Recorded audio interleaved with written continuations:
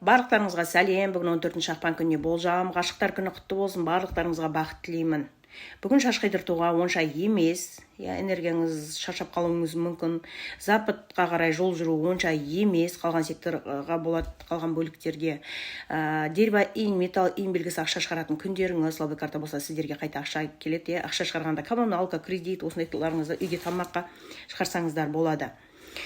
Бүгінгі күнде металл иін белгісіне асылады, періштелеріңіз қасыңызда, жолдарыңыз болады деп көрсетеді, және тышқан жылы, мешін жылы, ұлы жылы туылғандарға ат шашап қалайсыздар, мүмкін жол жүрулеріңіз әбден мүмкін, және бүгінгі күнде қой жылы, шілде айында туылғандар, мешін жылғылар, август айында туылғандар, сентябрьдің 7-сіне дейін.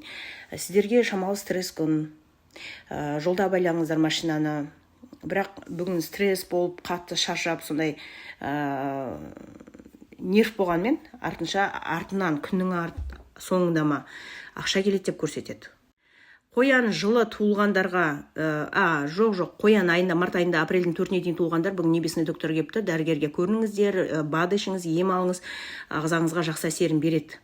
Сер жылы туылған, сер күнінде туылсаңыз, бадзи картаңызды білсеңіз, бүгін әдеміленесіздер, затыңыз сатыңыз, заттар сатып алады, клиент көп келеді, сіз әдемісіз, сөзіңізді тыңдайды, және екінші жақты табуға өте күшті күн.